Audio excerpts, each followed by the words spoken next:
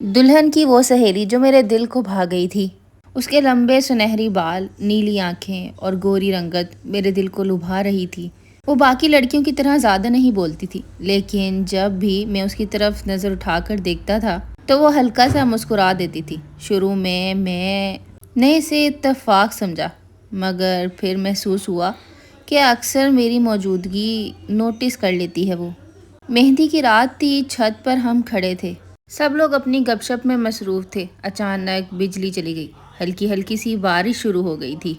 सब नीचे की तरफ भागे, मगर हिना वहीं पर रह गई। मैंने हंसते हुए पूछा, आप यहाँ क्यों खड़ी हैं? बारिश को भी कुछ राज लगता है पसंद आ गए हैं। मैंने ये सब कुछ मजाक में कहा था। शायद कुछ लोगों को एक दूसरे की बात करने के लिए बहाना चाहिए होता है। वो पहली बार खिलखिलाकर मेरे सामने हंसी थी। इस रात हमारी बातें दोस्ती के आगे बढ़ने लगी थी। हम उस हल्की हल्की बारिश में वहीं एक शेड के नीचे बैठ गए और बातें करने लगे। उसने बताया कि उसके लिए कई रिश्ते आए हैं, लेकिन उसे हमेशा डर लगता है कि वो कहीं गलत इंसान के ऊपर भरोसा न कर बैठे। मैंने कहा कि कभी कभी सही इंसान पहले दोस्त बनकर आता है और फिर वो दोस्ती इतनी गहरी होती है कि एक दूसरे के बगैर जीना महाल हो जाता है। अगले 2 दिन शादी की मसरूफियात में ही गुजरे, मगर अब हर जगह हमारी नज़रें एक दूसरे को ही ढूंढती थी। कभी चाय पकड़ने के बहाने उंगलियां छू जाती, तो कभी सेल्फी लेने के लिए कंधे एक दूसरे से टकराते और दोनों ही एक दूसरे को शर्मा कर खामोश हो जाते। शादी की आखिरी रात थी और सब थक कर सो चुके थे। मैं सहन में बैठा हुआ था। हिना 2 कप चाय लेकर वहां पर आ गई। काफ़ी देर तक हम खामोश बैठे रहे। फिर हिना ने धीमी आवाज़ में मुझसे एक बात पूछी। उसने पूछा, क्या मैं तुम्हारी ज़िंदगी में देर से आई हूँ? मैंने उसकी तरफ देखा और कहा, कुछ लोग वक्त पर नहीं आते, मगर सही वक्त पर ज़रूर आते हैं। इसने नज़रें झुका लीं। चंद लम्हों बाद इसने अपना सर मेरे कंधे पर रख दिया। मेरा दिल उस टाइम पर ज़ोर ज़ोर से धड़क रहा था, मगर हम दोनों ने एक खामोश कुर्बत में लफ्ज़ों का इस्तेमाल ना किए बगैर भी बहुत खूबसूरत वक्त गुजारा। सुबह जब मैं वापस जाने लगा तो उसने एक कागज़ का टुकड़ा उठाया और चुपके से मेरी जेब में डाल दिया। मुझे पता तो था कि उसने कुछ किया है, लेकिन उस वक्त बहुत भीड़ थी, इसलिए मैंने वो कागज़ खोल के नहीं देखा। जब मैं अपनी गाड़ी में जाकर बैठा और मैंने वो कागज़ खोला तो उसमें लिखा था, अगर हमारी किस्मत हुई तो अगली शादी हमारी ही होगी, अगर नहीं तो बारिश वाली वो रात हमेशा मेरी पसंदीदा याद बनकर रहेगी। मैंने मुड़ कर इसे देखा। गाड़ी के पिछले शीशे से वो बस हल्की सी ही नज़र आई। मैं उसको देखकर मुस्कुराने लगा। उस टाइम पे मेरे दिल में एक अजीब सी हलचल मच रही थी। वापसी पर मैं पूरा रास्ता उसी वाक़ये के बारे में बार बार सोचता रहा। दिल ही दिल में हिना की बातों को दोहराता रहा। हिना की सादगी, उसके बोलने का अंदाज और शर्मीली सी अदा मेरे जहन में जैसे कहीं बैठ सी गई थी।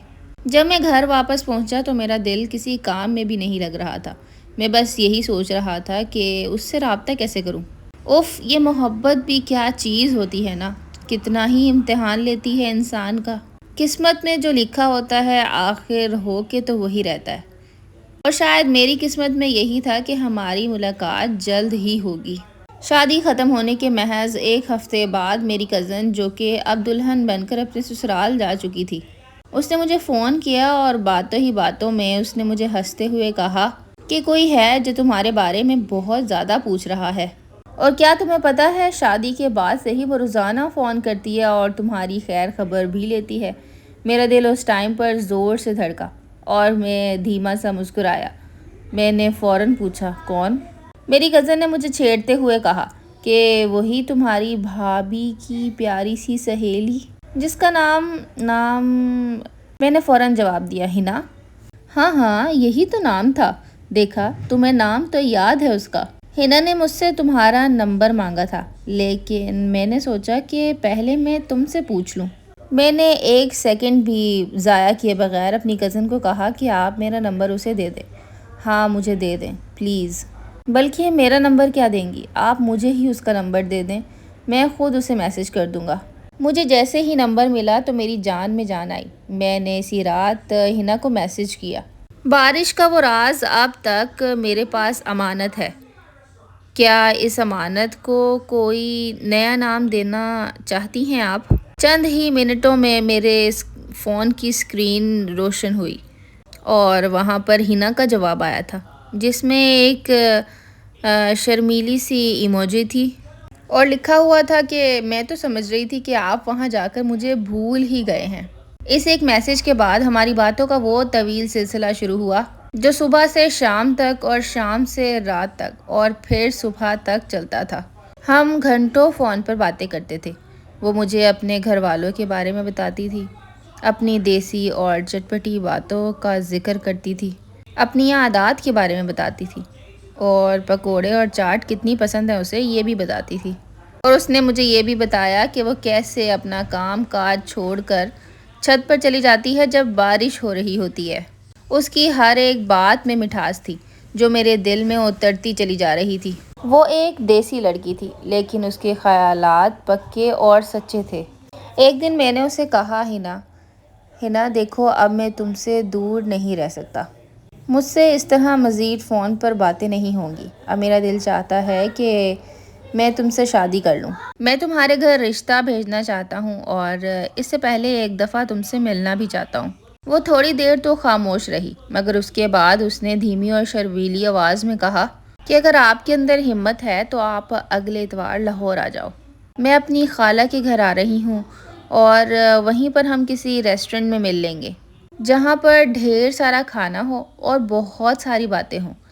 اتوار کا وہ دن میرے لیے بہت ہی زیادہ طویل دن تھا۔ میں صبح سویرے اٹھ کر لاہور کے لیے روانہ ہو گیا تھا۔ دل میں ایک عجیب سی گھبراہٹ تھی، مگر ایک سچی خوشی تھی۔ جب میں مقرر کردہ جگہ پر پہنچا تو وہ ایک خوبصورت دیسی کڑھائی والے سوٹ میں ملبوس بیٹھی ہوئی تھی اور میرا انتظار کر رہی تھی۔ اس کے چہرے پر وہی پرانی مسکراہٹ تھی، لیکن اس بار اس کی آنکھوں میں ایک الگ سی چمک اور مان نظر آ رہا تھا۔ ہم نے ایک دوسرے کو دیکھا اور کچھ دیر کے لیے خاموشی چھا گئی۔ تھوڑی دیر بعد ہم نے اپنی پسند کا کھانا منگوایا اور ہم دونوں بہت ساری باتیں کرنے لگے۔ اس نے مجھے کہا کہ تم ابھی تک میری پسند نہیں بھولے نا۔ اس نے میری پسند کے کھانے منگوائے تھے۔ اس ملاقات میں ہم نے اپنی زندگی کے وہ سنجیدہ فیصلے کیے جس پر ہماری آنے والی پوری زندگی ٹکی ہوئی تھی۔ ہنا نے میرے دونوں ہاتھوں کو اپنے ہاتھوں میں لیا اور مجھے کہا، دیکھو، میں تم پر بھروسہ کرتی ہوں اور میں چاہتی ہوں کہ اب تم دیر نہ کرو۔ میں نے کہا، پگلی، دیر کون کرنا چاہتا ہے، اور اپنے ہاتھوں کو اس کے ہاتھوں میں اور زیادہ دبایا۔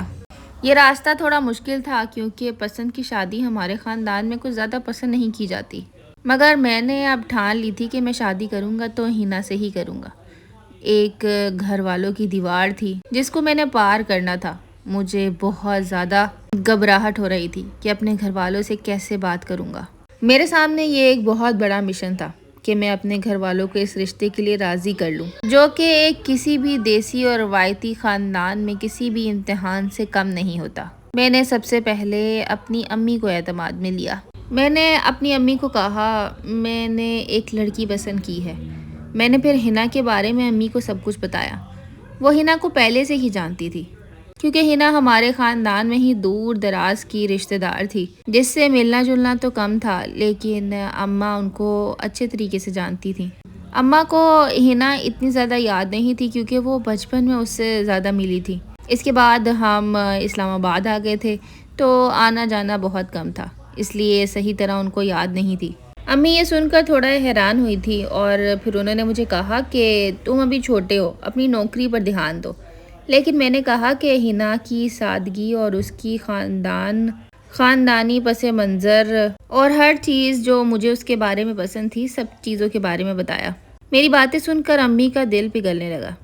دوسری طرف ہنا بھی اپنے گھر میں ماحول بنا رہی تھی۔ اس نے بھی اپنی امی کو سب کچھ بتا دیا تھا اور پھر ہم باقاعدہ طور پر ہنا کے گھر رشتہ لے کے گئے۔ دونوں خاندانوں کے خیالات اتنے ملے کہ رشتہ شاید ایسا لگتا تھا پہلے سے ہی طے ہوا تھا۔ جب ہماری بات چیت پکی ہو گئی، اس کے بعد ہمیں تھوڑا سا ٹائم ملا کہ ہم آپس میں بات کر سکیں، تو ہنا نے مجھے کہا کہ مجھے لگتا ہے کہ یہ سب کچھ خواب ہے۔ وہ میرے قریب آئی اور اس نے دوبارہ سے میرے کندھے پہ سر رکھا جیسے اس نے آخری ملاقات میں رکھا تھا۔ مگر اس بار کوئی ڈر نہیں تھا، نہ ہی کوئی خوف تھا، بلکہ ایک دوسرے کا عمر بھر کے لیے ساتھ ہونے کا ایک پکا یقین تھا۔ آج کی سٹوری یہیں ختم ہوئی۔ آپ پلیز میرے چینل کو سبسکرائب کرنا مت بھولیے گا۔ ملوں گی نیکسٹ ویڈیو میں۔